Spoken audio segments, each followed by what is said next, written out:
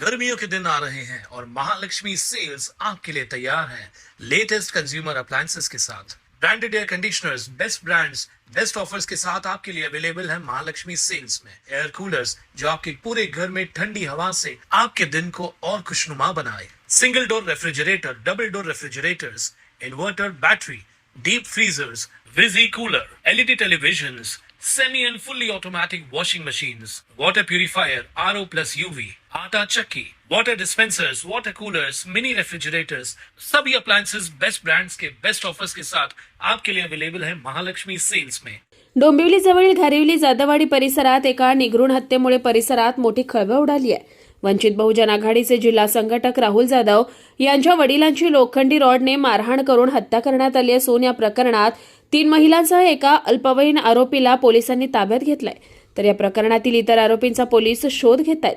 याबाबत पोलिसांनी सांगितलं की मंगळवारी रात्री राहुल जाधव यांचे भाऊ दिनेश यांना काही तरुणांनी फोन करून बोलावून घेतलं। दिनेश तिथे पोहोचताच 10 ते 15 जणांच्या गटाने त्यांच्यावर हल्ला केला। हा वाद सोडवण्यासाठी गेलेले त्यांचे वडील बामा जाधव यांच्यावरही लोखंडी रॉडने जबर मारहाण करण्यात आली। या हल्ल्यात त्यांचा जागीच मृत्यू झालाय। या घटनेनंतर मानपाडा पोलीस ठाण्यात गुन्हा दाखल करण्यात आला असून पोलिसांनी काही आरोपींची ओळख पटवली आणि 3 महिला एका अल्पवयीन मुलाला ताब्यात घेतलाय। काल रात्री 11:30-12च्या दरम्यान जी काही घटना घडलेली, आपले पदाधिकारी राहुलजी जाधव साहेब आहेत, त्यांच्या वडिलांवरती प्राणघातक हल्ला करून त्यांना जीवे ठार मारण्यात आलेले आहे। ही फार निंदनीय आणि शोकांतिक आहे। या होम डिपार्टमेंटवरती शोकांतिक आहे, या कायद्यावरती शोकांतिका आपण व्यक्त करू शकतो। कारण कायद्याचं भय राहिलेलं नाही आजकाल। कुणी येतो, कुणी कुणाला मारत राहतो, घरात घुसून काय मारतात, कुठेही अडून त्यांना मारलं जातं।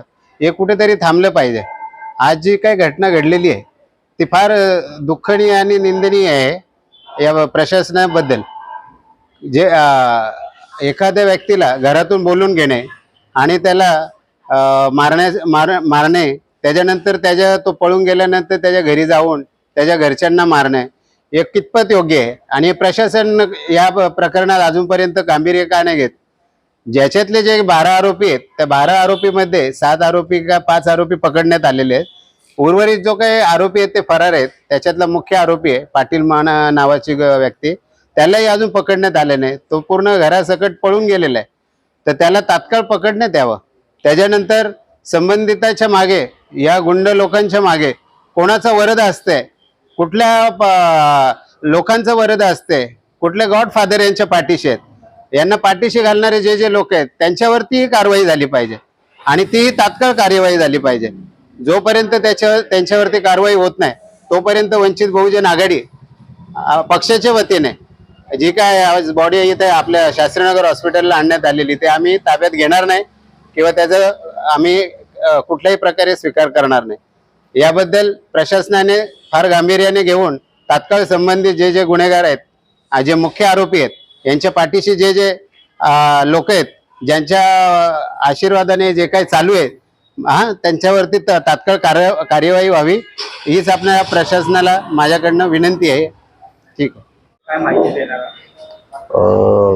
सर्वप्रथम वंचित बहुजन आघाडीच्या वतीने आम्ही या घटनेचा जाहीर निषेध करतो आणि ही घटना काल 28 तारखेला रात्री 11:30-12च्या दरम्यान ती घटना घडली।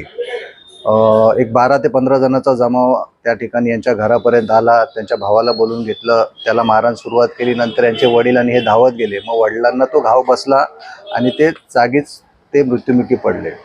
तर घटनास्थळी जेव्हा राहुल जाधवनी प्रथम त्यांनी मला फोन केला, मग मी त्वरित आपले मानपेडाचे सिनियर PI आपले संदीपान शिंदे साहेब त्यांना कॉल केला की साहेब अशी अशी घटना घडली आहे आणि तिथे तात्काळ मदत पोहोचावी। तर तेव्हा सिनियर साहेबांनी त्वरित कुठलाही विलंब न करता त्या ठिकाणी मदत पोहोचवली।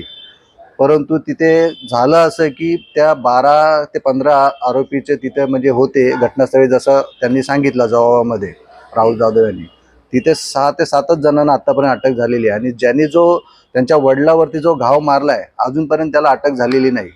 तर या आमच्या पक्षाच्या वतीने, वंचित बहुजन आघाडीच्या वतीने आणि तमाम या जिल्ह्यातील समाजाचे किंवा आंबेडकरी चळवळीचे जे कार्यकर्ते आहेत त्यांची सगळ्यांची हीच मागणी आहे की जो मेन आरोपी आहे तो ज्याला जोपर्यंत अटक होत नाही तोपर्यंत आम्ही इथून बॉडी हलवणार नाही असं सगळ्यांनी निर्धार केला आहे. आणि थोड्याच वेळात आम्ही ACP साहेब इथे येत आहेत असं त्यांनी आम्हाला फोन केला आहे. आम्ही त्यांच्याशी चर्चा करणार आहोत.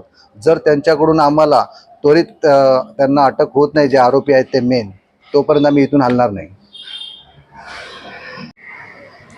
काल रात्री 11:30 पावणे 12च्या दरम्यान साहिल जाधव नावाचा जो एक पोरगा आहे मारेकरीमधला, हल्लेखोरमधला, त्यांनी माझ्या भावाला फोन करून बाहेर बोलून घेतलं, तुझ्यामध्ये दम असेल तर बाहेर ये करून आणि मला तुझ्याशी बोलायचं करून. जेव्हा माझा भाऊ बाहेर गेला तर त्याच्यासोबत 10 ते 12 जण पोरं होती. जसं माझा भाऊ बाहेर गेल्यानंतर तसं त्यांनी भावाला मारझोड करण्याची सुरुवात केल्यानंतर कसं तरी भाऊ माझा त्यांच्या झपाट्यातून त्यांच्या यातून सुटला आणि घरी आला. घरी आल्यानंतर त्यांनी झालेलं प्रकरण माझे वडील ह्यांना आणि मला सांगितलं. त्याच्यानंतर मी, माझे वडील आणि माझा भाऊ आम्ही तिघही बाहेर निघालो आणि सोबत माझे काका आणि माझी काकी बाजूलाच राहतात, तेही सोबत आमच्या निघाले. आणि समोर बघितला तर ते 10 ते 12 जण एकदम लोखंडी रोड हातात वगैरे होते त्यांच्या आणि मोठी मोठी दांडकं वगैरे होती, लाकडी दांडकं, हे सोबत ते हातात घेऊन ते सगळे तयारीमध्ये होते. जेव्हा आम्ही त्यांना विचारायलाच गेलो की बाबा का तुम्ही मारहाण वगैरे करता ते, तर तेव्हा त्यांनी काही आम्हाला उत्तर न देता सरळ आम्हाला मारामारी करण्याला सुरुवात केल्यानंतर त्या 4-5 जणांनी काकांना आणि 4-5 जणांनी 3-4 जणांनी मला, असं म्हणजे आम्हाला दोघांना दाबून ठेवलं. आणि माझे वडील जे होते ते बाजूला होते उभे. ते थोडं सावरासावर करण्यासाठी, मध्यस्थी करण्यासाठी किंवा भांडण मिटवण्याच्या हिशोबाने मध्यस्थी पडल्यानंतर तेव्हा त्यातला एक जो इसम आहे मयूर कमलाकर पाटील, ह्याच्या हातामध्ये एक लोखंडी रोड होता. त्याने माझ्या वडिलांच्या हातावर इथं फटका मारला, इथे मोठी जखम झाली आहे. आणि त्यानंतर इथे खांद्यावर मारला, इथे जखम झाली. आणि नंतरला त्यांनी डोक्यावर फटका मारला. जसा डोक्यावर फटका मारला तिथं ऑन द स्पॉट माझे वडील जे जागेवर काही आवाज न करता निश्चित पडून गेले आणि मृत्युमुखी झाले. तसा वाद वगैरेची शक्यता नाहीये, पण ही जी लोक आहेत ही आमच्या परिचयाची आहेत. जसा आम्ही तिथले स्थानिक आहोत तसे ते स्थानिक आहे. पिढीनपिढी आम्ही ते ओळखणारी लोक आहोत एकमेकांना. आमची पोलिसांकडून आणि आमच्या सगळ्या घरच्यांकडून, आमच्या वंचित बहुजन आघाडी पक्षाच्या मार्फत आमची एकच मागणी आहे, जो मुख्य आरोपी आहे मयूर पाटील, जो सध्या फरार आहे, त्याला अजून अटक झालेली नाही, तो त्याच्या पूर्ण परिवारासोबत फरार झालेला आहे, त्याला अटक करण्यात यावी हीच आमची एक मागणी आहे. आणि बाकीचे जे काय आरोपी जे आहेत त्यांनाही लवकर अटक करण्यात यावी. आरोपींमध्ये मयूर पाटील आणि विनोद नावाच्या व्यक्तीचा समावेश आहे. या दोघांचा इतर आरोपींचा शोध सुरू आहे असं पोलिसांनी सांगितलंय. काल रोजी फिर्यादी त्यांच्या रात्रीच्या सुमारास कुटुंबाचं जेवण करत असताना यातील आरोपित महिलांचा कुटुंबातील एक अल्पवयीन मुलगा तिथे येऊन त्याने फिर्यादी यांचा भाऊ दिनेश यास बाहेर बोलवले आणि त्यास मारहाण, शिवीगाळ वगैरे धमक्या वगैरे दिल्या. ते बघून त्यांचे वडील आणि इतर कुटुंबातील सदस्य सदर घटनेमध्ये त्यांनी हस्तक्षेप केला असता मुलाला सावरण्याचा प्रयत्न केला असता अल्पवयीन मुलाचा एक साथीदार मयूर पाटील याने फिर्यादी यांच्या वयोवृद्ध वडिलांना लोखंडी रॉडने मारहाण करून त्यांना जीवे ठार मारलेले आहे. या ठिकाणी आम्ही गुन्हा नोंद केलेला आहे. खुनाचा गुन्हा आणि गैरकायदेची मंडळी या कलमांतर्गत आम्ही गुन्हा नोंद केलेला आहे. पुढील तपास चालू आहे. या गुन्ह्याच्या तपासादरम्यान आम्ही आता 3 महिला आणि एक अल्पवयीन मुलगा असं ताब्यात घेतलेलं आहे. पुढील कारवाई करत आहोत. मात्र हत्या नेमकी कोणत्या कारणावरून झाली याचा सखोल तपास पोलीस करतायत. दरम्यान या घटनेमुळे स्थानिक नागरिकांमध्ये भीतीचं वातावरण निर्माण झालंय. कुणाल म्हात्रे, स्वानंद मीडिया, डोंबिवली. ताज्या घडामोडींसाठी स्वानंद न्यूजला सबस्क्राईब करा आणि बेल आयकॉनवर क्लिक करा.